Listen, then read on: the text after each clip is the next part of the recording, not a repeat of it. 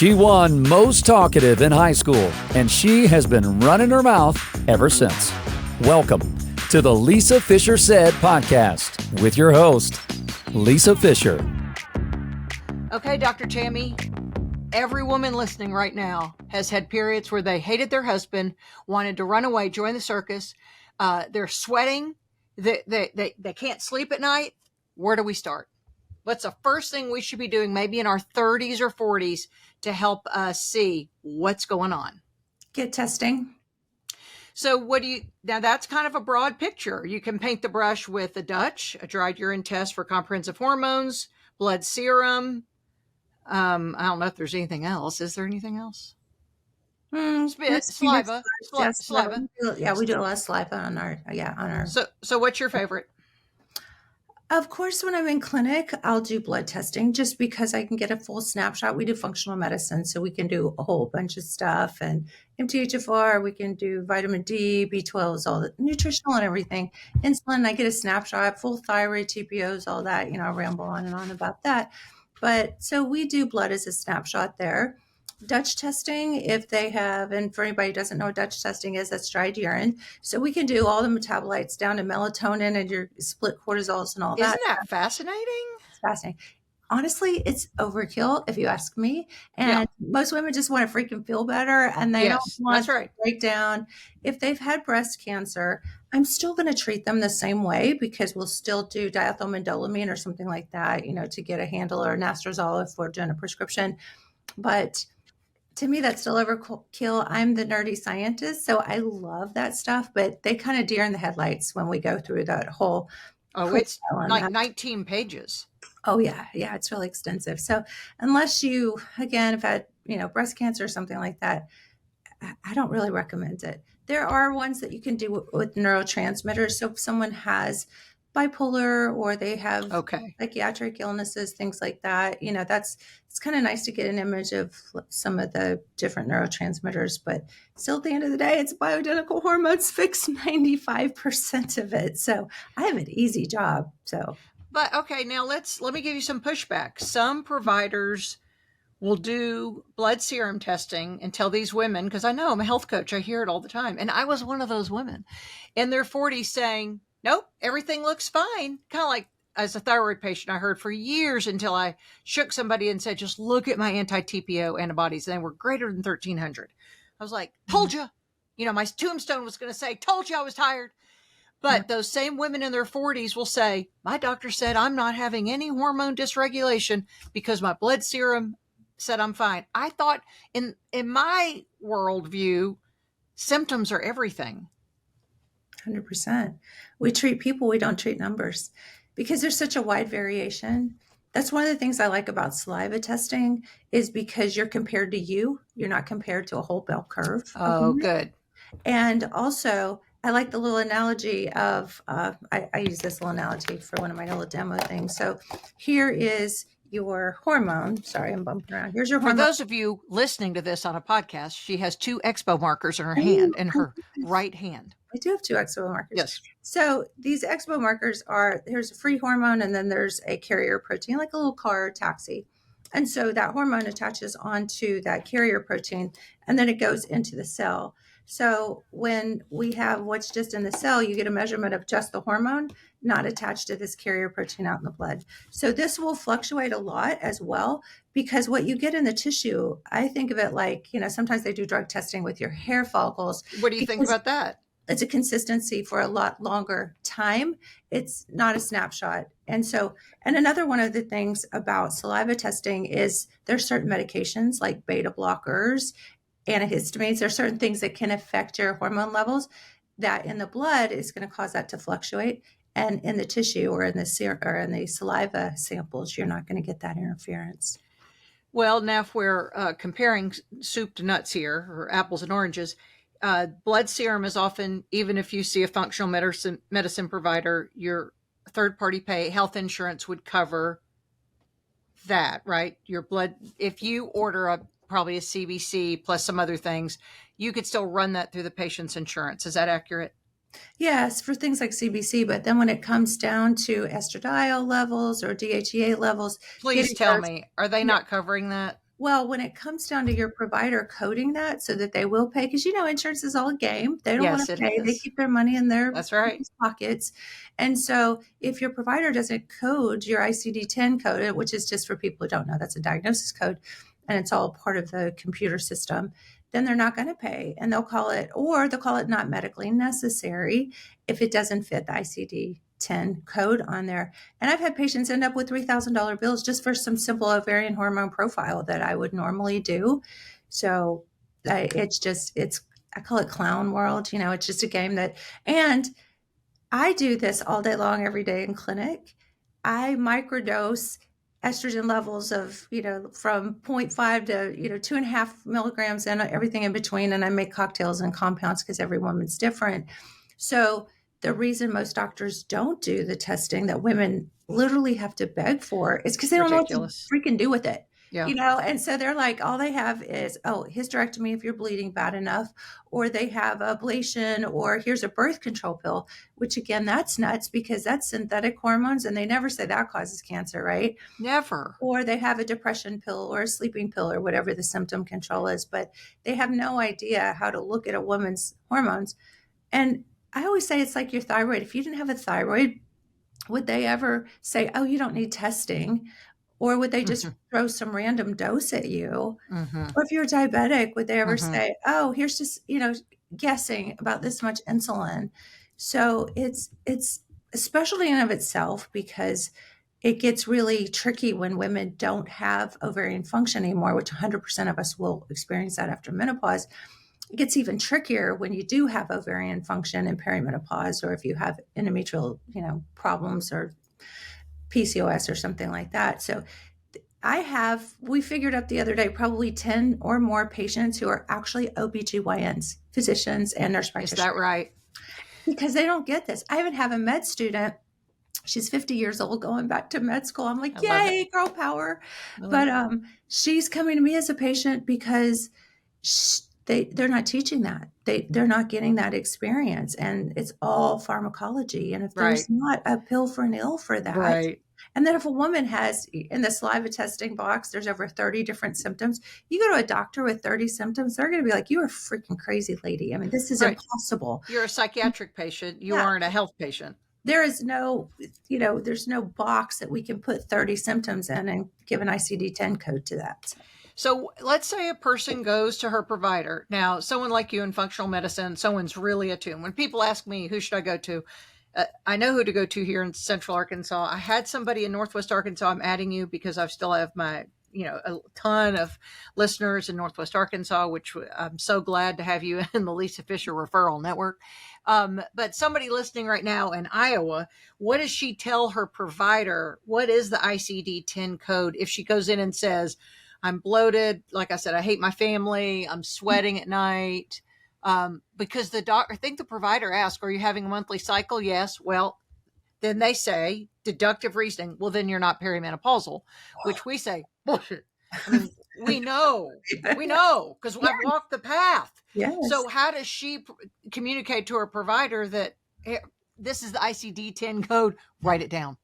What is it? Well, first of all, you have to find, if you really want the help that you're looking for, because I always say, if you're doing standardized HRT and you're going to your doctor and they're just throwing a patch on you or something like that, you're good, you're golden, no problem. But probably I'd love to just make up percentages because I do it based on trends. But 90% of women, that's not enough for, and they just suck it up, buttercup, and martyr it out, whatever that looks like.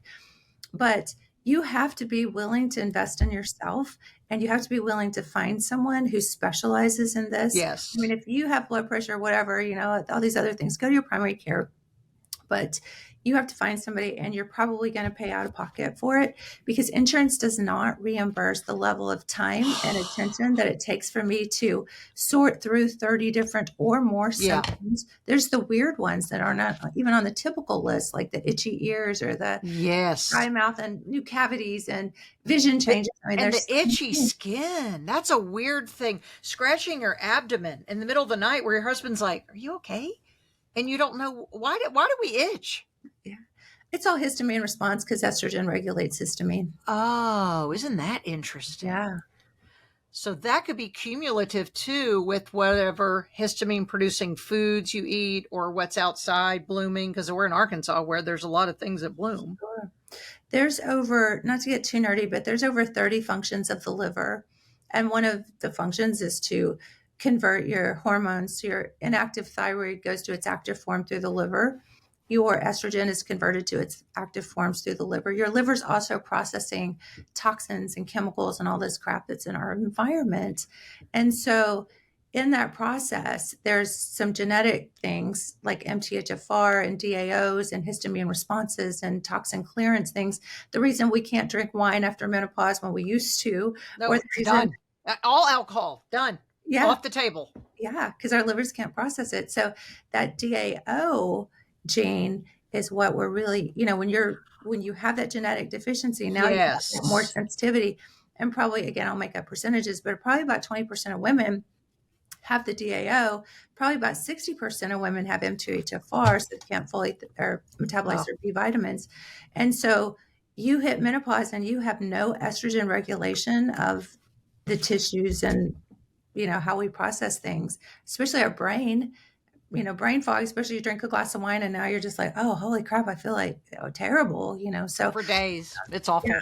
So the histamine response is that same response. It's very Got it. similar to having environmental allergies, only your whole immune system just gets on fire. And then that's why they have those low histamine diets, because number one, you need to really work on your estrogen balance. But number two, if you minimize those things that trigger histamine, that helps as well. And foods are huge on that list. They're huge, yeah. Food Obviously. sensitivity, I highly recommend food sensitivity testing just to know what your biggest triggers And are. that's the stool test?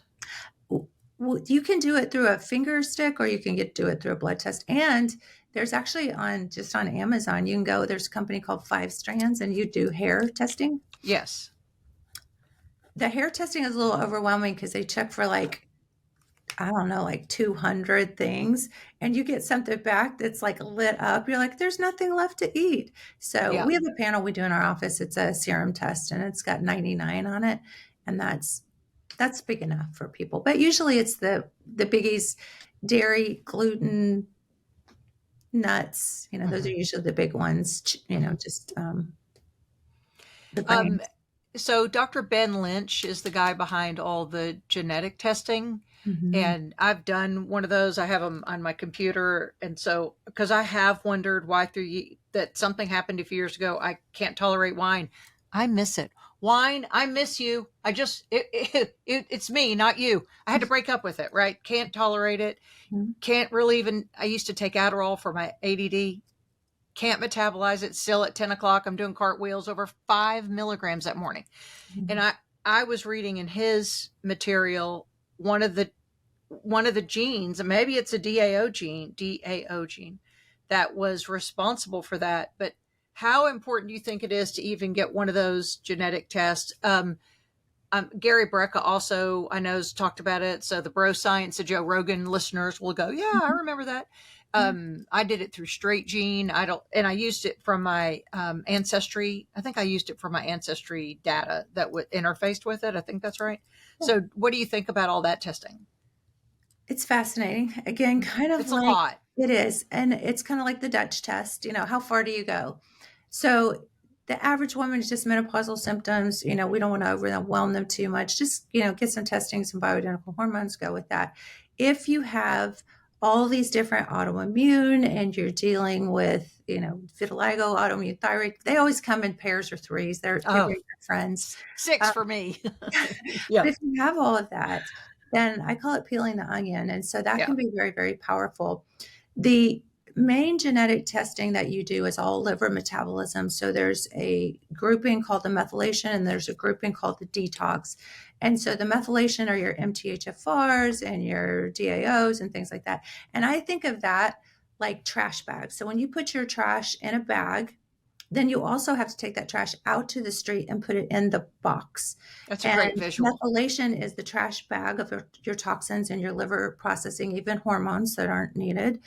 And then you take it out. So if you didn't put it in a bag and you didn't put it out at the street in the receptacle, the trash man would just drive on by and then you're left with your wine, right? Mm-hmm. And American wine has like over 30 different preservatives. I was listening to a podcast one day, and that's just nuts. So a couple of different things that would help with things like drinking wine would be number one, to know your methylation status, of course, and to make sure you're taking methylated B vitamins, and then good liver supplements. And I love dandelion tea. I don't know if you're familiar with that. I'm a tea drinker, so I love it. Of course. And then if you're going to drink wine, chase it down with some charcoal tablets about an hour after. And the dandelion tea and taking a little extra dose of methylated Bs like methylfolate is really good. But, again, you can know all that nerdy. Read Dr. Lynch's book, Dirty Genes. It is so overwhelming. Genes, right? And, he's somebody who's in it. I actually talked to him on the phone one day. He's so personable. It's just nuts.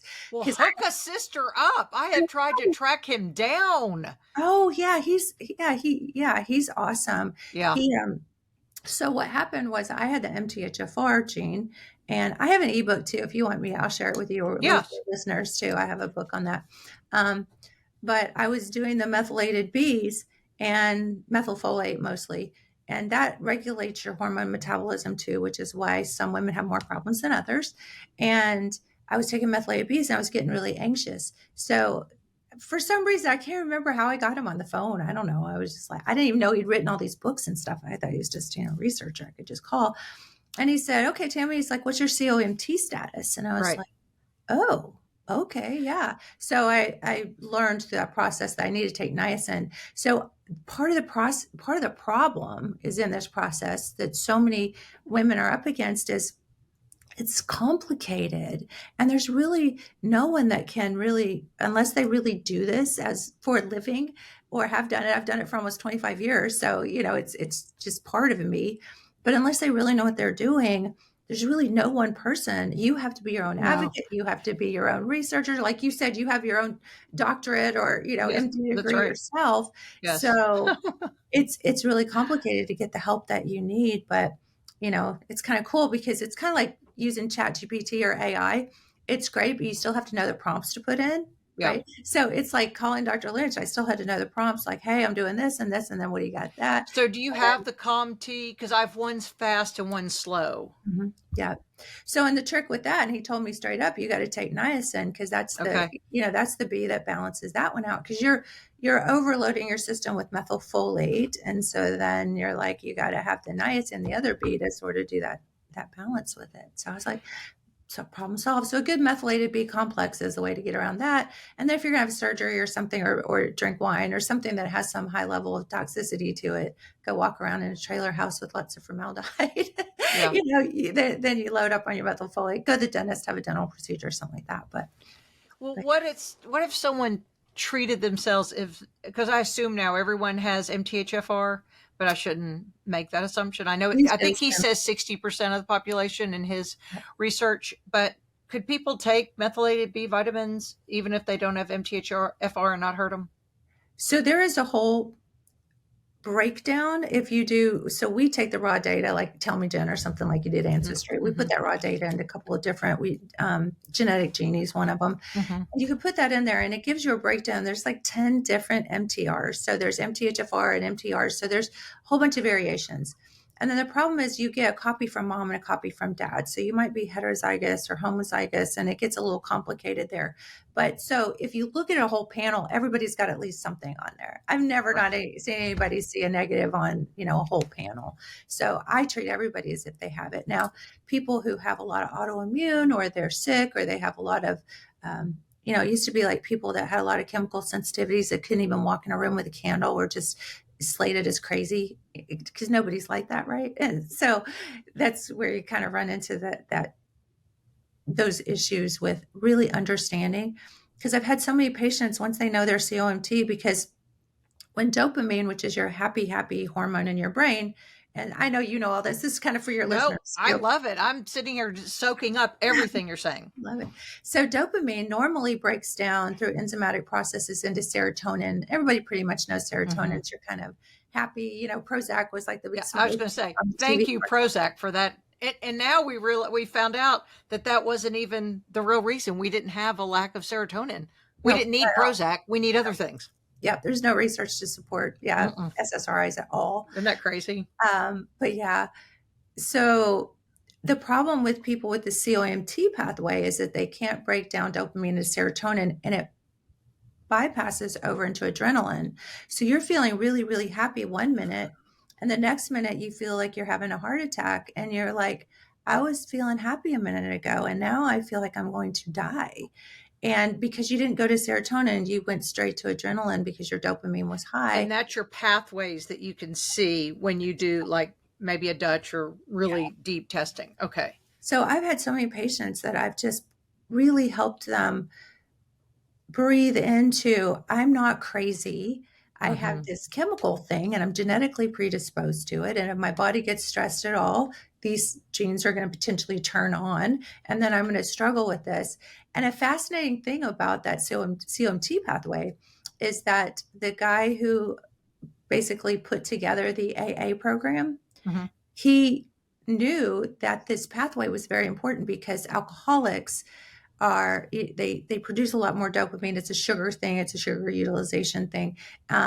But then they make a lot of dopamine. But if they have this COMT pathway, they're going from feeling happy and jolly to anxious, and then they have to drink more. Oh, And wow. so they're deficient in niacin, because most of us are, deficient in a lot of different things because our diet. But so he wanted to incorporate niacin. So if you Google him, I don't Bill remember. Wilson or Bill W. Is that the Yeah, original? something like that. Yeah, Yeah. that was like 100 years ago. It was in the Yeah. 30s, I think. He wanted to incorporate supplementation with niacin, and they were like, no, we're just going to go 12 steps. So we've known about this stuff for a while, but it's fascinating to me. It shows too that your proclivity for certain obsessions, addictions, some of it is genetic. Hmm. I mean, Absolutely. I know Mark Hyman's famous for saying that, genetics loads the gun, but lifestyle pulls the trigger. Yeah. So, because I am the child of both were alcoholics, both their parents were alcoholics, generationally alcoholics, I've not chosen that path. I don't know why. Then I can't tell you why somebody does make the choice, but I see in my genetics that a lot of them had some kind of COMT issue, COMT, Oh, yeah. genetic pathway issue. Well, we're all exposed to it. It's just some of us are more likely to have more of those. We call it addictive personalities, but it's Yes. really just that, oh my gosh, that made me feel good. And then I felt bad. And then I don't do that. Oh, then it made me feel good if I had it again, if I did it again. And some Okay. people just more. Yeah, that's really fascinating. And the reason after menopause that we're more prone to these things is because the very hormones as women, I don't mean to be like, I'm not a feminist or anything, or to say your only job is to have babies, but honestly, that's It, your only, it, as your well, that's what makes us physiology. different from the guys with that thing hanging between their legs. That's We're the right. ones that give birth, that bring life. We're kind of important. Yeah, so those ovarian hormones drive every single process in our body, from our gut to our brain to our thyroid. We just can't separate those out. And then literally after the age of 50-ish, our ovaries, we're born with all the eggs we're ever going to have in our ovaries. And when we run out and we're done having babies, those ovaries literally shrivel up. And to the fact that I saw this for a while and I just never really, I logged it, but I never really thought about it. I would do a pelvic ultrasound on a woman 10, 15 years out from menopause, and the radiologist would read that impression line as ovaries not detected. I'm like, well, they didn't have their ovaries removed. They physiologically had their ovaries removed because once they're out of eggs, they literally, like little grapes, just They shrivel up. dissipate. They disappear. Oh, they really disappear. It's like a raisin. Yes, you went from a grapefruit to a raisin, and because there's Wow. no eggs in them anymore. And it's actually the egg every month that starts to, through the feedback hormone through the brain, that egg forms a follicle around it. That follicle creates the estrogen. Then Okay. with the messaging with the brain, if we're like, okay, it's go time, now the follicle turns into something called a corpus luteum, and that Right. makes your progesterone. Mm-hmm. So the balance between the estrogen and progesterone is what makes you build up a lining, and then the progesterone makes you bleed. And so that balance between there is what keeps every process in our body youthful and rejuvenated, and keeps, estrogen itself is life-giving because it makes that uterus build up that bloody blanket getting ready for a baby. And it does that all the way from our brain to our toes. And without those two hormones, and I check women's we'll go to blood levels every day when they come in as new patients, and they're zero. In math and algebra, it used to be that little less than sign, non-detectable. So this is real. Ovarian failure is real. And I get a little preachy. I'm sorry. I'll go like on No, I myself. love it. But this is 100% of women. If you live long enough, whether you had, hysterectomy or had your ovaries removed, 50-ish or somewhere around that, 100% of women will literally have their ovaries die. Unbelievable. Why? I thought I still had, I still have fallopian tubes, but my little soldiers, I guess, are dead. They're gone, Yeah. right? The Okay. ovaries are the only organs that make that's an oversimplification, but your ovaries make your hormones. The uterus only makes hormones when you're pregnant, makes progesterone to maintain the pregnancy. Other than that, now your adrenal glands make the same hormones that your ovaries make, but they're the backup reserve, because God never meant us to be high and dry, literally. But with all the adrenal attacks that we have from everything in our environment and the stress that we have and the So chemicals, it's ovary connected. Adrenal fatigue then is ovary, it has an ovary connection. Yeah. Because the adrenals also regulate your blood pressure, and they also regulate your blood sugar, and then they also make your sex steroid hormones, which are your estrogen, progesterone, testosterone, DHEA, pregnenolone, all those. Yes. The ovaries make a lot more hormones than just estrogen too. So it's all about balance. And then postmenopausal, you are on a slow train to death once your ovaries dry up, because if you think about when you get all these disease processes from, a 30-year-old very rarely would ever fall and break a hip to the point where it can't even be put back together because it just crumbles, or dementia to the point that you have to be on lockdown and, in a facility, or heart attacks. 30-year-olds don't have heart attacks unless they're on meth or something like that. All these things that we are calling disease related, or aging related diseases are because we have no ovaries anymore. I mean, it's plain and simple. And because estrogen supports thyroid conversion in the liver. Now the thyroid, almost all women who come into me that have struggled through perimenopause or menopause have thyroid dysfunction. And then again, the adrenal backup reserve, it's gone because now it's trying to regulate your blood pressure and your blood sugar. And we have all this sugar in our environment. And these poor women, they don't have a chance unless you can get them on some bioidenticals. Seriously, it's scary. And those aging related diseases are going to come at 55 and, now, and you see it all the time. And it's crazy because that study in 2002, I'm sure you're very familiar with it. Before that, 70 to 80% of women were on some form of HRT, synthetic or But it was synthetic, right? We didn't even know about bioidenticals then, did we? Sort of. Dr. John Lee started in about the 70s. Right. But they thought he was crazy. Yeah, of course, because because they thought that was so outlandish that you're not, to me, it should have been outlandish when someone said, I'm going to give you pregnant horse urine. Oh, girl.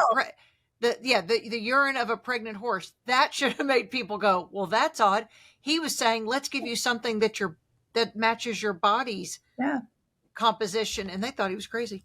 It's not even that bad with pregnant mare urine. I mean, equine molecules are really not, we don't really have, we're kind of similar to pigs, and cows a little bit as far as our chemistry goes. Horses are a little off. But the problem is that synthetic hormones, as we know them, are made from petrochemicals. Oh. So here's a scary story in a rabbit hole. You can gasoline. The Rockefellers back in the early 1900s figured out the chemistry of everything. And they're like, what else can we use to, nail down the biggest? They were in the oil and gas industry. So they figured out that they could make pharmaceuticals, and they figured out that they could make hormones, and they start, it's so scary. I have on some of my lives and YouTubes and stuff like that, I go through all this. But so when they started doing that, they created something called the Flexner Report in the early 1900s. Right. And that Flexner Report, basically what they did was they moved in and they planted these financial support tentacles into the med schools. And so then they came in and they said, anyone who doesn't use our pharmaceuticals and who does what we were already doing with natural medicine. Heck, we were even tasting urine back then. I mean, we were listening to hearts by putting our, head on the chest and with Oh my. a little thumper machine. So we went from using herbals and supplements and nutritional changes and recommendations. We went from that to, if you don't do this in your schools, we will withdraw. Not that we wouldn't fund, but they had already put their tentacles in. No, they won't fund. Yeah, they won't. We will withdraw your funding. Yes. The schools that wouldn't do it shut down. So they were no longer there. And so that's how we are where we are. And literally, there's a process where they take natural gas, petrochemicals, break them down, a couple different processes. They call it cracking and distillation, all things. And then they actually even go further to make new molecules on there. Magic fairy pixie dust, as far as I know. I mean, I don't know. Totally. And then they can patent these molecules. And it got really dangerous. They actually made something called DES, or diethylstilbetrol, back in the 60s. That our mothers took. My mother, yeah. And they were marketing that for nausea, for pregnancies, and even they're thinking 3 to 4 generations down, these effects are still here in our systems through our DNA. Wow. And so they were just messing with nature in very, very scary ways that are still affecting us to this day. And so that's where we are with synthetic hormones, and they are working with them every single day. This is absolutely terrifying. I walk around with a target on my back for saying these things, but I've got lots of evidence to back it up. Trust me, I've done a ton of research here. But doing things like upregulating these synthetic progestins, like synthetic progesterone, do things that upregulate progestin receptors in the breast tissue to increase cancer potential to take their medicines. Yeah. I mean, who knows where they're going with that, but we've never had the amount of estrogen receptors and progesterone receptors in breast tissue as we do now. The cancer rates are through the roof. So if you think about it, it's the women on synthetic birth control, which they never say this is going to cause cancer. It's just, here's your birth control, right? No question about that. Now we have all these receptors that are upregulated on the breast to the tune of, now we're postmenopausal and it's zero hormones, zero natural hormones. Hormones are thyroid and insulin. I'm talking specifically estradiol and progesterone. Sex hormones, yeah. And so we're at this point where we're completely desolate there.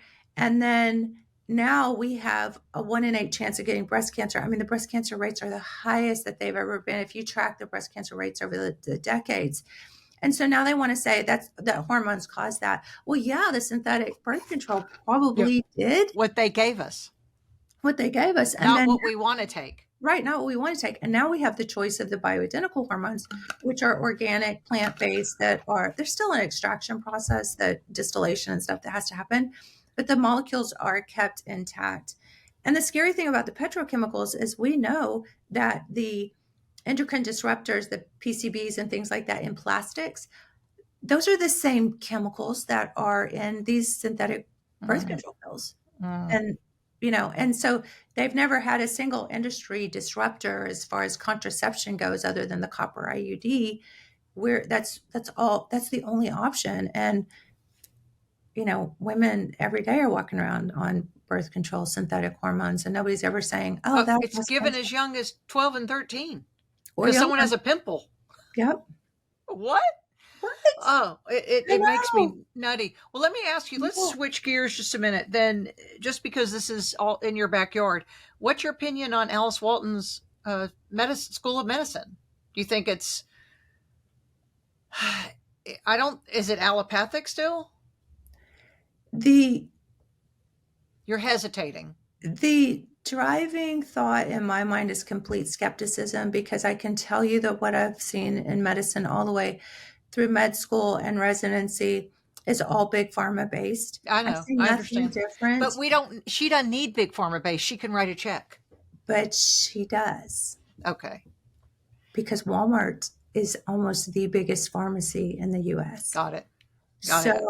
My skepticism is, I would love for that to be the case. Mm-hmm. But, Alice Walton doesn't really run the show. There are a whole bunch of people Of course. that run the show. And so, on the surface, again, I'm very skeptical. I would love too. it to be this just happy Me popsicle too. world where we have this, philanthropist who steps up and says, this is going to change. The Rockefellers are going to, they're going to have their day, and so I just, in theory, so I don't know. Time will tell, I guess. Time will tell. Well, Arkansas also, and this is for my Arkansas listeners and anyone really, because you have it in your states, we do have a couple of osteopathic schools. I know we have, Jonesboro has something and Fort Smith has something. Do you think that has the potential to not be as influenced by big pharma, or are they writing prescriptions at the same rate that traditional Western medicine? It looks like you're saying. Right. Yeah. So I actually did an osteopathic training, and then I did allopathic residency. So I saw them both, and I was it. And the crazy thing too is the osteopath school in Kansas City was next door, pretty much down the street from UMKC. Yeah. We actually had live cadavers. They had plastic models, but we had the same teachers. We had the same books, and really it was all just big pharma. I mean, our pathology class was, which intrigued me and which was fascinating, but it was, half a year. It was one semester. That was it. Wow. I mean, it's like the rest of it was pharmacology, and it's just really sad. And then my allopathic residency, forget it. I mean, I literally had a doctor attending tell me one day when I was getting stressed and overwhelmed, he said, Tammy, just memorize 10 to 15 meds and you'll make a good living. Oh my gosh. Like, are you freaking kidding me? Well, I just had a patient this past week, because I'm just a nerd and I like to research stuff. I kind of get the reputation for that. Went to Mayo and had all this battery of tests. And they said, oh, you're fine. There's nothing wrong. And she's got multiple myeloma. I'm like, are you freaking kidding me? So I was able to and I'm not that smart, but I'm smart enough to no, that doesn't look right, and go look it up, And so she's going to an oncologist next week. And I was like, no. I had a guy, okay, 2 more stories. I'll be quick about this. I had a guy one time was so tired he could barely move. And so he was a new patient, and he'd been to doctors for 3 years, and he was like, I'm so tired. I'm just so tired. I don't know why. And they just keep wanting to put me on pills. And I just simply put a stethoscope to his chest. He had a grade 4 heart murmur, and he had surgery the next week. That was it. Yes. Did nobody listen to his heart? Nobody? No, they don't even touch you anymore. It's crazy. And then I had another lady. I mean, I have so many stories, but I had another lady, and she was a bank president, and she started having slurred speech. And they were like, oh, you're fine. You're fine. This is a little podunk mountain home. I mean, you get what you get sometimes, right? In a small town. But never did a neurological exam on her, even sent her to somebody. I don't know where it was. It was maybe Sloan Kettering or something. I can't remember where she went. Never did a neurological exam. And these are neurologists who are seeing this woman, and she had a brain tumor. I mean, it's just, oh my gosh. How does this stuff happen? It's like they missed that day in neurology school. Well, what's do you have any hopes and ambitions with the new administration and RFK saying he's going to clean things up, that maybe at least we'll get nutrition classes for people in medical school? Or it's all bought and paid for by Nabisco, so it's not gonna improve. The only way that this is going to change is through people like you, Lisa, that have these podcasts, that are sharing the message and who are educating. It starts with the women, because we mostly buy the groceries and we mostly buy the supplements. Absolutely. And we, are the gatekeepers of our families. Absolutely. But it starts with people like you and people like me who, share the message, and the women who listen to us. So whoever is in earshot, please share this with at least 3 women that because I'll get tearful about this, because I'm me too. It almost makes me cry for you to say this, because it wasn't until my own health had fallen off the rails that I was like, listen to me. When I say I'm tired, I mean it. They'd go, are you bipolar? I'd go, no, I'm tired. Can a person not be tired, not have a diagnosis? Mm-hmm. And my diagnosis was autoimmune, conditions, but That was too much. That was too hard for them. And so that's when I said that the name of my group would be TSH, the Thyroid Support Hussies. And I love that. Dr. John Baldridge was my endocrinologist. He's in Northwest Arkansas. He's retired. He'd say, "Good. I like cheap women." And so he said, "Lisa, I've never seen a group of women rise up." This was in Little Rock in 2003 when I first got diagnosed. And I was back on the radio after that. So I was telling my listeners, and they were going to their doctors. And he said, either there are a lot of people with swollen thyroids in this town, or you've gotten people really vocal and checking and palpating their own gland. But it's a groundswell. I mean, it's a grassroots effort that people listening right now, whatever your condition is, because you probably have something, it might be menopause. I mean, that is a condition that needs to be treated. But we've got to start y'all make some noise, share this podcast. Yes, I totally agree with that. You know, I have to think too, one of my biggest platforms right now is TikTok. And I never even thought, because I'm Facebook, I'm 56, you know, so I'm like old school, and everybody's like, you gotta go to TikTok. And there is so much information. I thought it was just kitten videos and, you know, kids dancing. But there's so much education out there. And so you have to be careful what you listen to, which is why I say go with at least 5 sources, because the first source you'll get, maybe, you know, and you'll get little bits and pieces, but, you know, finding people that are really committed to the cause is so important, and people are willing to do the research and ask questions. And I don't know everything, and I've been wrong about things, and I'm the first person to say, oh, I messed up on that one. I've changed the way I practice many, many times over the last 25 years, just being like, oh, okay. And then I call it indoctrinated. Doctors are indoctrinated, right? Because even now today, I'll hear something and I'll be like, I took that as my truth, and maybe that's not true. Like somebody said the other day, you know, salt doesn't cause high blood pressure. And I was like, it doesn't. Okay, well, let me go back and look at that. And then there's a whole bunch of other minerals in sea salt that aren't. It goes back to insulin resistance. And that's what Ben Bickman taught us and why we get sick. And so I've been saying that for years, and people, because I don't give medical advice, obviously, as a health coach, but I can say, because they'll say my blood pressure is insulin. It's high. It's 140, and insulin is the word I was trying to get, but it's high. And I always go, check your fasting insulin. Well, my doctor won't do that. And I go, I'm just challenging you. They'll come back and go, it's 19. He said anything under 24 is fine. And I went, because it'll keep you a customer for life. Yeah. But that's what I'm saying. You have to ask questions. I've totally changed the way I think about that glorious ball of fire in the sky. I get out in it every day. Yeah. That's why my vitiligo has such contrast now. You didn't see it as much if I did public appearances or TV, because I was in my cave, because I thought, I can't let the sun touch my skin. And now it's my job. But that's what I'm saying. I now question. It's a journalist in me. A good journalist should question everything. Right. And now we're all journalists, right? Because we're all being given information that we have to vet and think, is Dr. Tammy right? Is Lisa right? Or is Anthony Fauci right? He's not. I'll go ahead and tell you that now. I'll go ahead and skip to the end. But my point is, you see, when he was coming on TV in the very beginning, Dr. Tammy, there was a part, and I had COVID early. I was the first media personality to get in Arkansas in 2020. So it's that journalistic instinct that I'm very suspicious, going, I don't think that's right. And so I started going, I don't think that's right. And so then I get labeled the lunatic. Well, I was right. Yeah.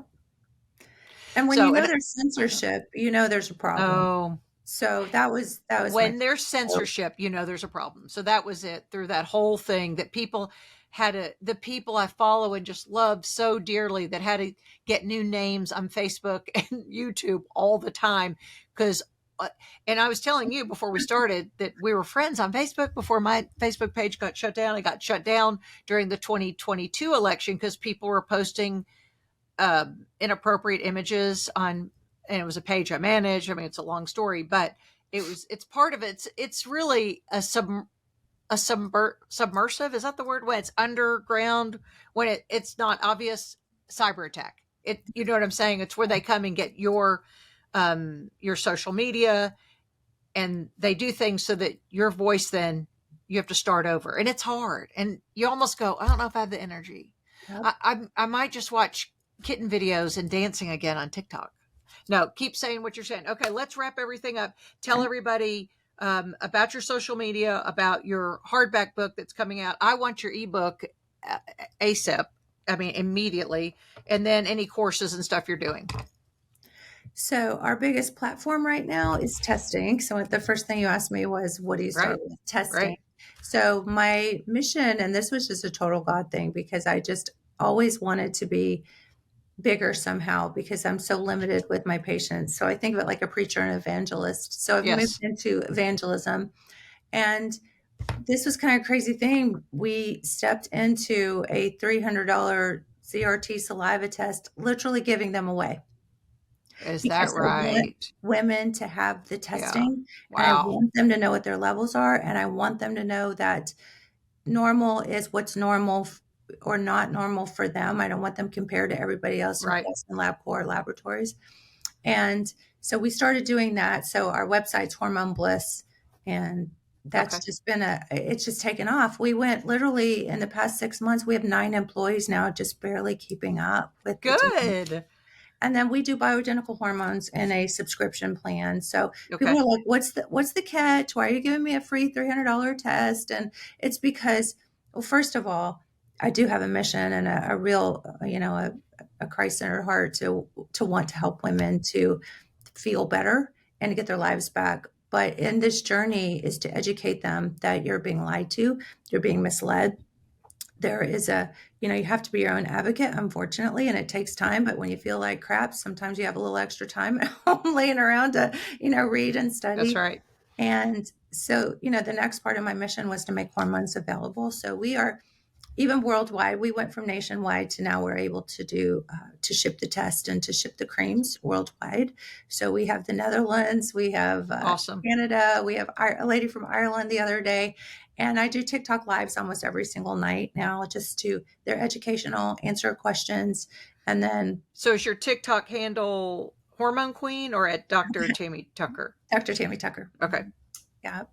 And so, so that's the biggest thing. And then I've probably written like 12 books. So, it's just always, every time I have a thought like MTHFR, or I have, hair loss questions or something like that, they're smaller books. My latest one I'm super proud of, because I really dug into the science and the research and over the past year and a half, and had an editor who was just so strict. I mean, she was just like everything. She would read it because she's not a medical person, and she would read it and she'd be like, this doesn't make sense, Tammy. You have to not dumb this down, but you have to, Latin's a language, right? Mm-hmm. If you don't speak Latin, I have to be able to So what's the name of the book?